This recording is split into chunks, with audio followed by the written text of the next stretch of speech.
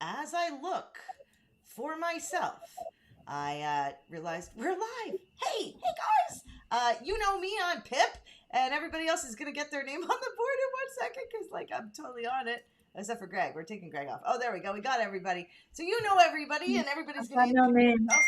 Today's marketing roundup. All right, Rena, introduce yourself. I am Rena Little from Littleworks Indie Media, a very small, I guess I'm supposed to say boutique. It sounds much more classy. A digital marketing agency in Vancouver. Thank you. Thanks. And Phelan, Hi there, I'm Phelan Lewis, closer, partners with closer. Pip at Seymour Digital Media, where we focus on search engine marketing. And who's the last guy? Who's that guy? The last guy, he's insignificant, but his name is Greg. He works at Original 72, and he works on websites pretty much all day long. Right? And Jonathan's here. So today, guys, we do a roundup monthly now because we're cool like that. Cool like that. So if you have comments or know something that's going on in marketing, we want to know because you probably know something we don't. Phelan and I always seem to have a lot to say because we're talking SEO. Rena's got a ton to say. She doesn't even know it though. And Greg's got to talk about some website things or something. I don't know. Anyway, I like arguing with everybody. well, I think that's very important. So, Phelan, why don't you start us off? Because I love putting you on the spot. Oh, wonderful. Closer. All right, so one of the things that's come up that's been interesting is that the Google Ads is. I can't hear you. You can't You hear can't? me at all? No, I can hear We you, can. I can hear him. just not loud. I Okay. think it might be Okay. Stress me out. So Google Ads, they've added a new compliance so people can do more reporting and be able to report any malicious ads. So that's going to be interesting for how that goes in the future, because Google is, as always, trying to get new ways to make sure they're getting feedback that people are doing inappropriate things on their platform, or they're always improving it. So that'll be interesting to see how they take in that user feedback for making sure that ads managers are doing the right thing. What are they doing? They're adding a new section for reporting ads, and they're making it even more robust. So there's a big thing every year that they always say, like, oh, we've stopped X number million of ads we've taken down and blocked, and they make a big effort to show that they're being very judicious about who's using their platform. Oh, that's interesting, eh? Huh. Well, I learned something. We just learned something actually extremely important that we have to tell you guys, including Rena and Greg, because Phelan, there's these new ads on Google called Google Local or Google Guaranteed, and it's confusing. It's super confusing. And one Google Guaranteed, you pay $2,000 to get verified. The other one you get verified for free. It takes longer, and then you pay for leads if you get them. However, it's a whole new program. It's a whole new MCC account. Phelan, can you tell us? Because you just got off the phone with Google. Yeah, what had happened is, so if you are an ads manager, you will need to use a completely separate Gmail account or G Suite account to activate the MCC in Google local services, because it runs parallel, including billing, including, like, it's just a completely parallel system, basically piggybacking off the ads platform, but it runs completely separate. So you need to create your own MCC account for the local service ads. And I tried to foolishly create it using my existing one, and that was they were like, we totally get where you're coming from. That's not the way to do it. They actually have a phone number. You can call someone. They were very nice, super helpful. And we did get to a point where we could actually create the MCC account, but it is completely parallel. It's going to be very interesting. It's for certain, right now in Canada, it's pretty limited on who can use these ones, but we have someone who does tree services, and they were the person I was setting it up for. But you can also do it for lawyers and real estate agents. I think it's the other big one that they're doing as well. That's interesting. So just keep. So this is an MCC account separate from your normal MCC account for AdWords that has to be tied to a different Gmail account. Like, you can't just have this other MCC account with your same normal Gmail account that you typically use? Yes, and the reason is because of the payment profiles and how the payment profiles, because they've also been taken out and they're separated now because you have to go to pay.google.com to create a payment profile. And so if you want to have each client be billed their own with their own information, their own credit card, you want to have this as separate as possible right when you're first creating it so that you can tie them together properly. So you would have like throwaway@gmail.com, and you would go and set up everything like under that one, and then you can connect it back because it wouldn't have all the payment profiles. You also need to set it up in incognito mode because there's the second layer of accounting. Anyway, there's a lot of details about it, but basically it needs to be created entirely separately in an incognito window so that it doesn't mess with any of the existing accounts. This just sounds like Google doing things right again. You mean Well, wrong, definitely on Facebook with their business manager account, that's for sure. right? Aster's here. Hey, Aster. Hey, guys. I'm so glad you're here. We have other things. So we got the arguments that are going on, right? So Microsoft and Google are fighting. Why are they fighting? They're trying to throw each other under the bus to avoid, I don't know, some lawsuit or something. Google's also getting sued because they don't give enough information when people are in incognito mode, and it's a load of crap, and it's going to get thrown out of court, and everybody's paying Australia, I think. Oh, and Shopify got a new director, but Phelan will talk about that. Greg, what's going on with WordPress? Well, WordPress had a new release this month, the 5.7, which had a couple of interesting enhancements in it. You can the block builder that's native now with WordPress, formerly known. I'm trying not to say Gutenberg anymore because it's not Gutenberg. It's just the native WordPress block builder. Gutenberg was just their code name when it was in development. So I'm trying not to say Gutenberg anymore. Anyways, they have drag and drop functionality now, which they had before, where you could drag blocks around in the screen to reposition them. But now they've also added drag and drop for new blocks that you want to add. So you can now drag a new block that you want to add into the page to the spot that you want to add it, which is a good bonus to have now, because it was very confusing it would always just add a block to the very bottom, and then you'd have to reposition it where you want it to be and stuff like that. So it just makes the usability a lot better. There's also a one-click convert to SSL. So with this, you don't have to now rely on a separate SSL plugin when you want to convert your site from HTTP to an SSL. You'll be able to just do it by a one click in the admin. I haven't actually looked at it where it is, but I mean, that saves you from installing a plugin that just basically makes everything SSL. It's just going to do it natively now. It's funny when you said that change in the formerly known Gutenberg editor, the editor formerly known as Gutenberg.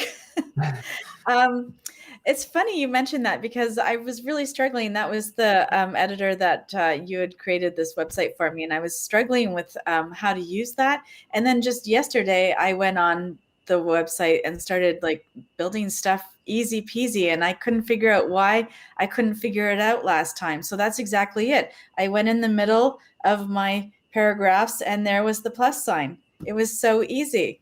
What? Okay. Sometimes it doesn't connect. I didn't realize that was a change. What's that? Can we call it? Are we supposed to call it the native? Like, am I supposed to ditch the Gutenberg? I call it it's the block builder. The block builder. Okay. I call That's it the what block we're going to builder. call it then. And then, yeah, because if you say WordPress editor, then I get confused if it's the old one or the new one. Yeah. Yeah. Okay. Cool. So WordPress is and this click one SSL click. So you're not going through the host anymore. to get your SSL? You're doing it through WordPress? No.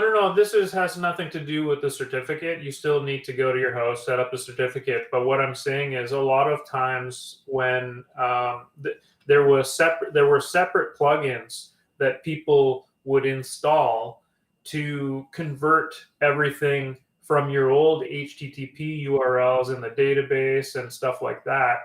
There was a plugin that you'd install that would automatically help you enforce the loading of those at the new HTTPS. Oh. And now a separate plugin isn't needed to be installed for that, because WordPress has built it in so that you can just go to a certain spot and say, convert my HTTP site to an HTTPS, because I have a certificate now. Oh, that's so good. That's so good. That's so great. That's going to make life so much easier. Hey. Yeah. Yeah. Thinking about that right now. And then further to that, they are moving farther and farther towards the latest versions of jQuery. So if you update to this, you may, like past updates of WordPress, if certain things stop working, there's a jQuery migrate plugin that you can temporarily install that will restore things, because it's relying on the old jQuery, which they're moving away from. So there's a possibility there that if you do the update, a couple of things won't work for your site if they haven't been updated yet. You know, you started speaking programmer there for a second, just so you know. Heard a lot of jQuery, and I'm like, huh? Jonathan was really excited about the native SSL, and then he is no longer excited because you let him totally down. So, and besides the update to WordPress, I just wanted to mention that there were recently some pretty big exploits that were found. One, actually, I think it was last month, with Elementor, that was pretty significant, and actually affected a client of mine's site, where if it was not patched, a user could actually be created in the system, and it actually happened to him. So definitely make sure your Elementor is up to date.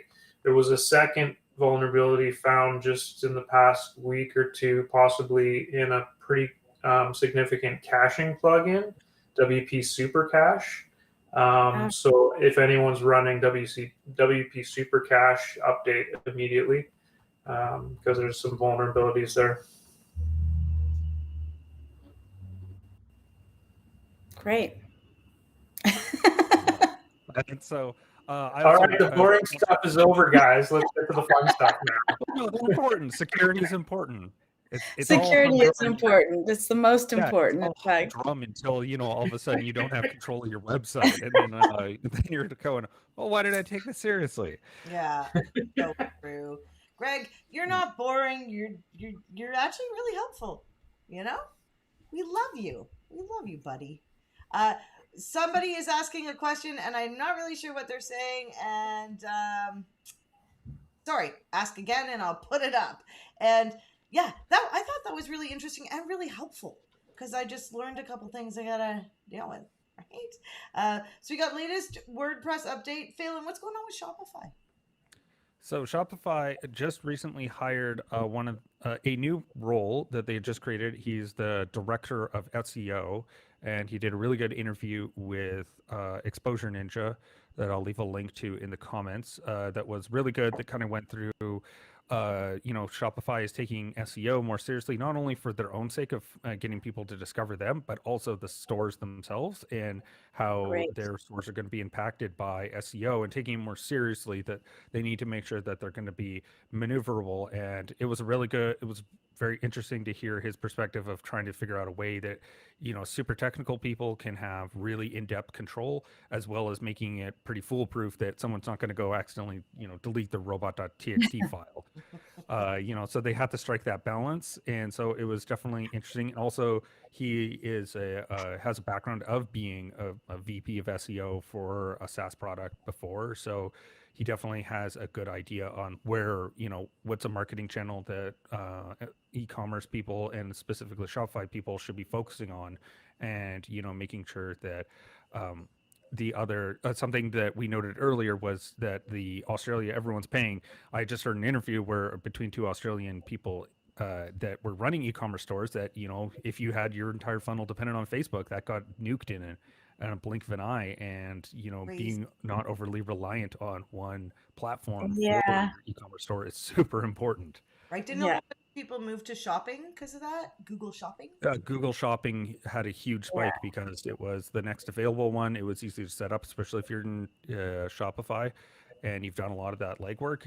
It's relatively simple to get set up and get going, but it's definitely one that woke people up to, oh, I have this perfectly laid out funnel and it's entirely dependent on someone else's platform, and with the blink of an eye it could be gone. People always say, right, owned versus borrowed, right? Your own media is your website, and your email is your email marketing. Yeah, definitely. When somebody sits there and says that they do everything on Instagram, it makes me a little bit anxious. Right? Yeah. Because Rena, you talked about last time we met, you talked about something with Eventbrite and some code. Oh, that's right. I did. That's right. Okay. So I'm just going to go back to Facebook first, though. Okay. Well, it's on my mind. So the algorithm on Facebook and Instagram has really been squeezed. And so if you're noticing that your numbers have dropped remarkably, you are not alone. It's probably not something that you're specifically doing. Everyone is in the same boat. Which is exactly why I like to bypass that entire algorithm and just buy ads. I will keep saying that every single session I'm on. But just so that you feel like you're not by yourself and failing miserably. The second part is the Eventbrite. That's right. So they're actually removing the ability to embed buttons, calendars, and countdowns. I'm not sure if it's tickets or not. The ticket widget. But everything else, they're removing that embed. And I don't know if it's because they want people to spend more time on Eventbrite and they're making people send their clients to Eventbrite. That seems completely counterintuitive because people actually want the tickets bought on their site as native as possible. So I'm not really sure if it's just the extra stuff that's going or the ticket too. So I will look into that and get a little bit more information in the comments as soon as I can. Nice. And the other thing with Facebook, apparently they keep mucking about with everything, basically. The only thing I've noticed, and I don't know if everyone else has noticed this too, is the groups. All of a sudden, all of the notifications I'm getting are all about groups. So this sort of leads into what we were talking about maybe last month or the month before, where I was saying we're getting all these analytics coming up for groups. Groups are going to be pushed. This is what I've been hearing, the rumors of all the people that seem to be more in the know, that groups are going to be the next big thing. And sure enough, that seems to be the case. We're starting to get a lot more notifications around that rather than pages. And that leads me into the next little bit, which is Facebook is, what is it again? I got a note here somewhere. Where is it? Oh yeah, they are. Okay. So anybody know the app called Review? If you're in the comment, leave us a comment and let me know if you use it, because if you do, I want to talk to you. But Twitter actually purchased that a while back, and now Facebook is cloning it like they do with almost every other app. So basically, I think it's like you can create newsletters with this app. And so I guess the idea is that the content is going to become newsletters, and there's some kind of integration with groups that's coming out. So I'm not entirely, I just got this morning, so I'm not totally on it. But I think that's going to be the next new thing. Oh, okay. What is Jonathan saying? He's giving me my Eventbrite fill-in. Not even showing up on Facebook events. Oh, you're kidding me. Oh, that's a bummer. Yeah. So, okay. Wow, eh? That's a bummer. Okay, so I think that's I don't know if they're having an argument or what, because that integration between Eventbrite and Facebook was super sweet, because you could literally take one button and hit click and then click the page or the group or page, whichever it was that you wanted the event attached to, and it just miraculously populated for you, rather than having to go and set up a whole event, which has now become a little bit cumbersome in their new fancy way of organizing the Facebook app. I don't know if you noticed, but almost every time they try and make things pretty and obvious, it just becomes clunky, and this window, and then this window, and then this window, and it takes so much longer than it used to. So that's too bad that Eventbrite is going in that direction. I'm not sure if that's a Facebook thing or Eventbrite thing, or maybe Facebook's going to come out with its own event ticketing opportunities, and that's probably where we're going. I bet you $10. Yeah, okay, I'll take that bet, and I'll go find people that are going to go against it, because that's Jonathan saying that's super annoying. And we have Really? Jim asking a question: are there web managers plus social media companies, or are most of them separate, personalized in advertising aspects? Interesting. I think what we would all probably say, and you guys tell me if I'm wrong, but it's good to have specialists, and if they can work together, like the four of us, we all are separate businesses, and we collaborate, and we pass business back and forth if we can, because we want our clients to get the best, right? So we all try to help each other, and I think that's why we have this group, because it's all about supporting marketers that actually believe in collaboration are way better than the competitor type of people, right? We're all in it together, man, right? Group effort. Right. Those were really good, Rena. And I don't use Eventbrite. I never got there. I wish I did. And it was great. It had a little sweet time where it just really worked, where if you people were sharing the events that they were attending, and then there's a really nice algorithm when people were still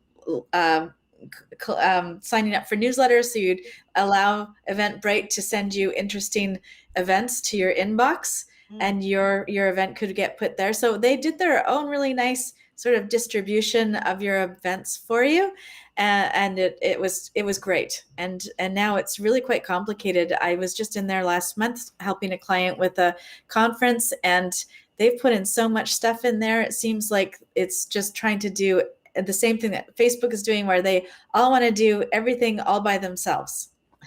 Oh, yeah, interesting, because I mean that's probably going to do Eventbrite a disservice. Like, I mean, I would think so. I would think look if they're fighting, right? It's always fun to see the platforms fighting. I mean, Shopify and MailChimp, they like had a falling out. Like it was a divorce, right? Yeah, app gone, sure. Can't find it. Like it was like, yeah, I'm taking the house, right? I'm like, but Greg, you also mentioned TikTok and some ads. What's new tailored ad? What's going on? Yeah, I just was in TikTok the other day, and I noticed a pop-up that said ads, more catered ads are coming as of next month, the 15th, and these were ads that I'm like you're going to see as a user, and they're going to be, I guess, to this point, they weren't really catered to you based on what you were looking at and that on the platform, and that will be the case now. So they're going to be collecting obviously more data about what you're doing, what you're looking at, and cater more ads that are relevant, what they think is relevant to you based on that. And the users can go into the settings to customize them a little bit. Who knows what will be there, but I guess we'll find out next month on the 15th. And yeah. I wonder if they'll be tracking us like Facebook does, with other apps. Like, that's so rude. Jonathan is saying, Reno, you're going to like this. Yeah, I saw that. Right? We're like, Jonathan, are you at the BNI too? Chapter events. That's a lot of events to do all at once. So I totally get it. You get more than a handful, and you're overwhelmed for a whole day. Wow. So Jonathan, if you're in the BNI, Rena and I both want to talk to you. Yeah, we'll set up a one-to-one.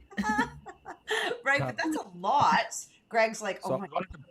I wanted to build off of something that Rena said earlier, which was the move that Twitter's doing, because they've done a lot of revamping of their platform where they've done the kind of the newsletter model, because I think that they're chasing after the Substack kind of Yeah. view where it's a lot of the building your community, building and then having a newsletter that goes out. And they're also doing a paid wall, like super followers, I believe is what it's called.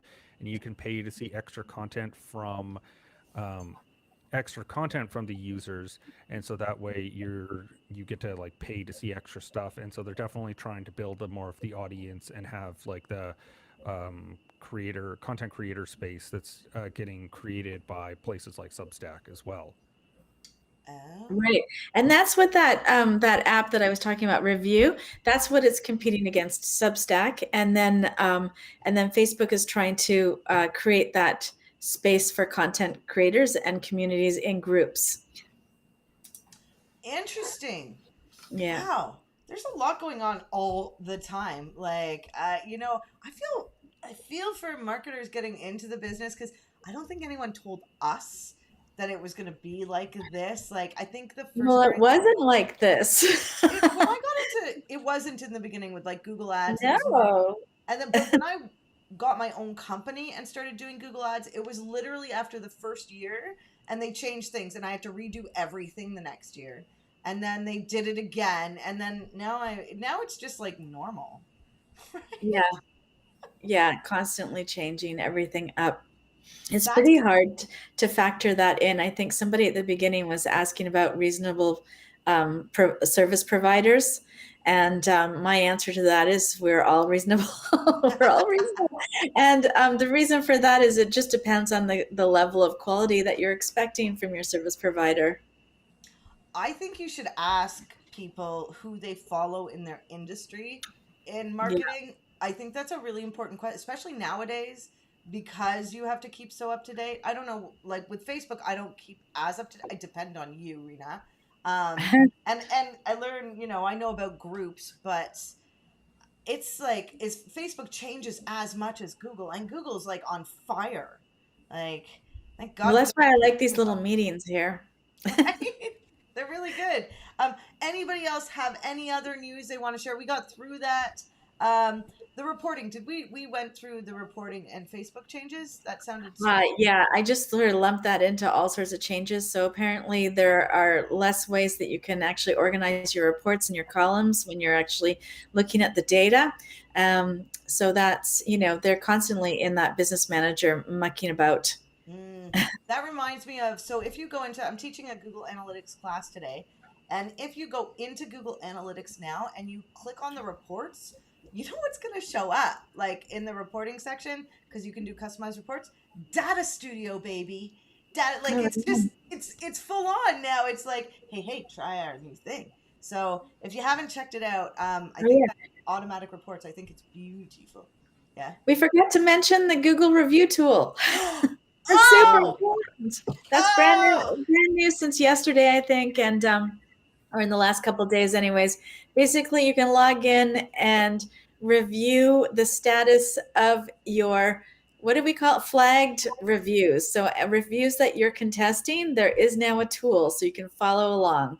Is that writing Google My Business? Is it in the inside? Yeah, I don't know. I've got a link and I will put that in the comments because new. That was like the only thing I found is that when I opened it up, because I manage multiple Google My Business pages, it actually wouldn't work for me. So I don't know if it's because it's not rolled out to me or if it's because you need to have a single account, user account. So I'm not sure. And I'll test that a little bit later today. Yeah, we're going to test it. I know that it's really nice to have Messenger, like your Messenger messages inside of the desktop now. It's really... No, I don't like that. Oh, it's just easier when you're going to respond. I don't know. I was just in a mastermind class where the gentleman who manages it, he likes a distractionless life. So he literally doesn't have any apps on his phone. And I found that fascinating. Maybe I need to do it because I get pinged all the time and it's a distraction, right? I know you guys are with me. And so that's I think why I like it on the desktop now. But I like the do not disturb function because then you can look at your notifications when you want to, but when you're on a call like this, you can just put on the do not disturb Oh, and you don't get any of them. Pardon? I turn off, but yeah, I'm not, as tech savvy as I am. Oh, no. Dylan decides to call me a boomer once in a while, I'm an anti ringer. I hate when I hear other people's rings. Like my phone has like it's on silent constantly. Like if someone calls and I miss the call, whatever, I'll call them Yeah. back. like that. Not every phone call, not every text That's the message Gen X attitude. is important, and it drives me nuts when Yeah. people have all of their notifications on. They think they're so important. The notifications are loud so they don't miss it. Drive me crazy. So Yeah. remember that client we have that used to be your client? Yes. That can't work for us, yeah? I was like laughing. I'm like, because he literally every time we get on the phone, he's like, you must answer your phone when I call. All right. You know the perfect way to get rid of a client? Don't answer your phone. There you go. Ignore I them. call it the developer syndrome. You too, down there, right? I don't know. Rena and I think we're more on the phone. Guess what, guys? We're a minute over. So next week we're talking about something awesome. Do any of you know what it is? Who's running? Go on, somebody. Does anybody know who it is? Okay, I'm pretty sure it's not me. I think Phelan and I are the week after. Wait. So Phelan and I every week for the last 3 weeks, we're getting to it. We're like, oh, it's not us this week, and definitely not me this week. It's usually us. Anyway, guys, thank you for joining us, or y'all, because we're not all guys, right? But that's my slang. Join us next week and bring your info. If you know anything that's happening in the market, in marketing, please say something in the comments. We really want to know what you know, and we'll see you all next week. All right, bye. Hi, everyone. Bye, everybody. Bye.